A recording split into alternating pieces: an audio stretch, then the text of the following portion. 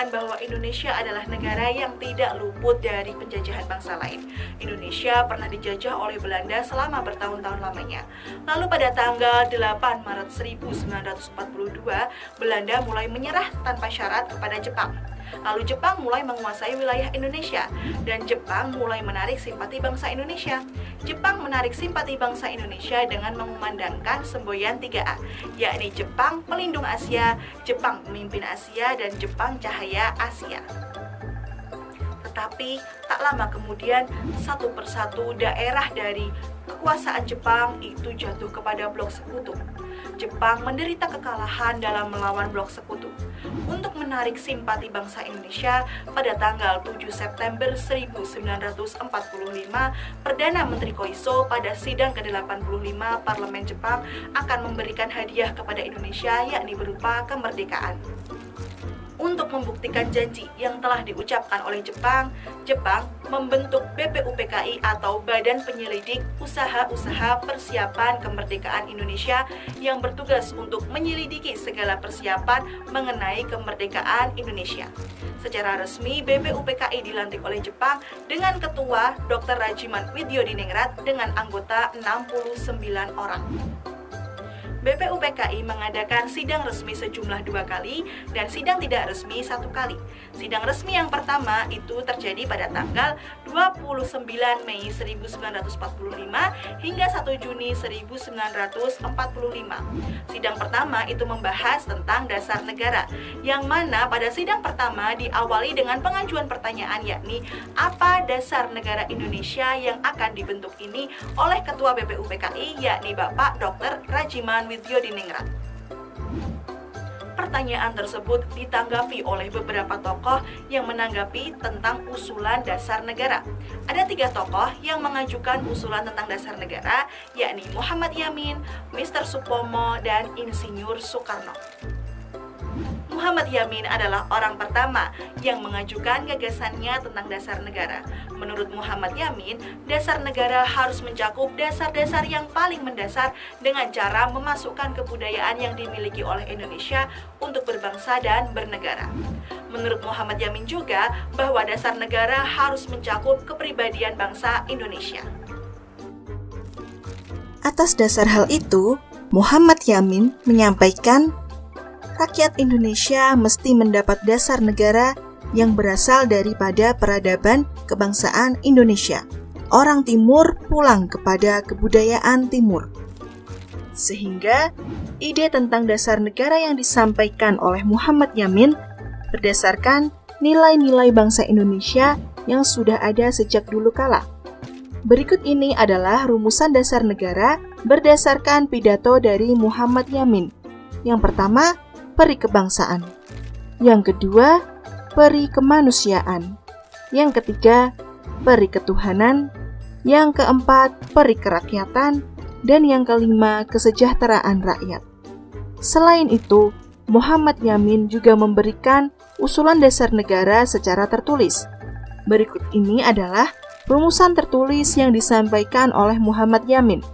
Yang pertama, ketuhanan yang Maha Esa.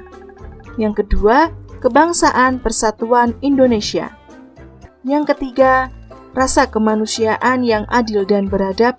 Yang keempat, kerakyatan yang dipimpin oleh hikmat kebijaksanaan dalam permusyawaratan atau perwakilan. Dan yang kelima, keadilan sosial bagi seluruh rakyat Indonesia. Kelima sila yang dirumuskan oleh Muhammad Yamin itu berakar pada sejarah, peradaban, agama, dan hidup ketatanegaraan yang telah lama berkembang di Indonesia. Selain Muhammad Yamin, Mr. Supomo juga mengajukan gagasannya tentang rumusan dasar negara. Supomo mengajukan 5 dasar negara, yaitu yang pertama, persatuan, yang kedua, kekeluargaan, yang ketiga, keseimbangan lahir dan batin, yang keempat, musyawarah, dan yang kelima, keadilan rakyat. Awalnya, Supomo mengajak untuk memikirkan mana dasar negara yang paling sesuai untuk Indonesia. Supomo menyampaikan dan menyajikan dengan teratur sehingga nalarnya mudah diikuti. Supomo juga mengemukakan daftar pilihan teori-teori negara yang sudah ada. Lalu, Dipilihlah yang mengandung nilai yang paling baik dan sesuai bagi bangsa Indonesia. Kesesuaian itu didasarkan pada riwayat hukum dan lembaga sosial negara itu. Supomo mengatakan, susunan negara yang cocok untuk negara-negara barat belum tentu cocok dengan negara-negara timur, khususnya negara Indonesia. Berdasarkan pemikiran itu, Supomo tidak akan mengambil salah satu aliran pikiran negara yang diuraikannya itu, tetapi dia mengajak untuk meneliti aliran pikiran yang mempunyai kesamaan-kesamaan yang berarti bagi Indonesia. Pemikiran Supomo akhirnya melahirkan pemikiran integralistik. Menurut pikiran ini, negara ialah tidak untuk menjamin kepentingan seseorang atau golongan, akan tetapi menjamin kepentingan masyarakat seluruhnya sebagai persatuan. Negara ialah suatu susunan yang integral, segala golongan, segala bagian, segala anggotanya berhubungan erat satu sama lain dan merupakan persatuan masyarakat yang organis. Tokoh ketiga yang juga menyampaikan gagasannya tentang dasar negara yakni Insinyur Soekarno. Insinyur Soekarno menyampaikan gagasannya dengan merumuskan 5 dasar negara yang disebut sebagai Pancasila. Panca artinya 5, sila artinya dasar, sehingga atas dasar yang 5 itulah Indonesia didirikan. Insinyur Soekarno juga mengemukakan pada pidatonya yakni, jikalau saya peras yang 5 menjadi 3 dan yang 3 menjadi 1, maka dapatlah saya satu perkataan Indonesia yang tulen, yaitu perkataan gotong royong. Sehingga usulan Insinyur Soekarno tentang Pancasila bisa menjadi Trisila dan bisa menjadi Ekasila. Berikut ini adalah rumusan dasar negara yang disampaikan oleh Insinyur Soekarno. Yang pertama, nasionalisme atau kebangsaan Indonesia. Yang kedua, internasionalisme atau peri kemanusiaan.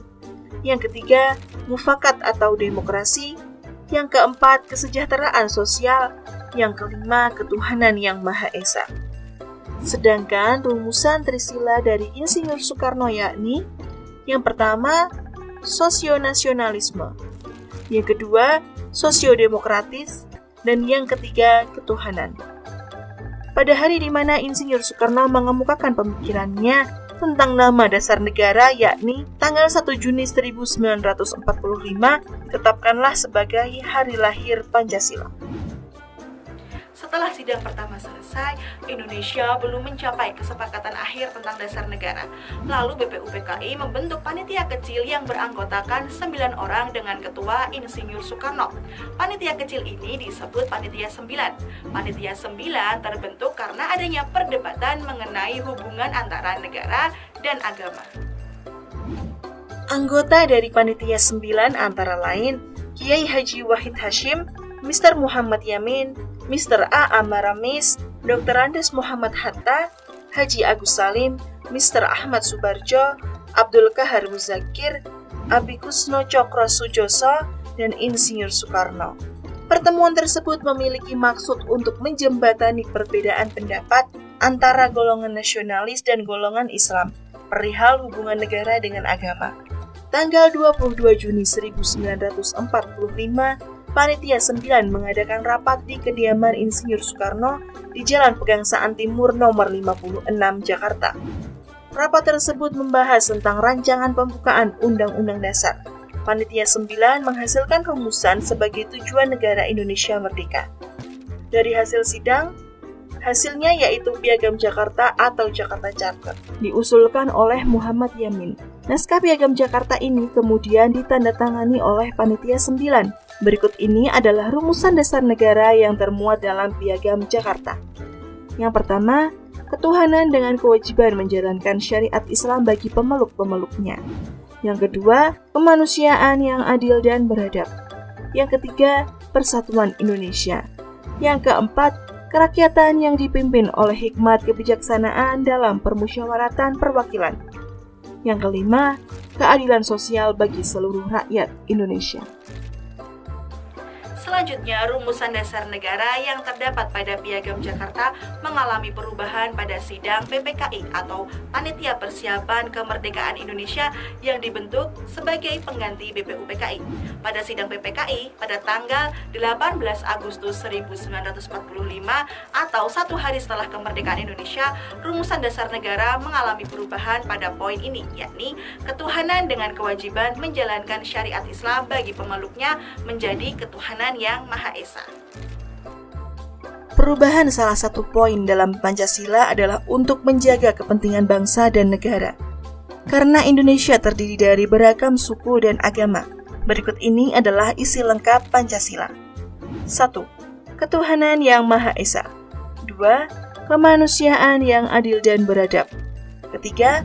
Persatuan Indonesia. 4. Kerakyatan yang dipimpin oleh hikmat kebijaksanaan dalam permusyawaratan perwakilan. Yang kelima, keadilan sosial bagi seluruh rakyat Indonesia.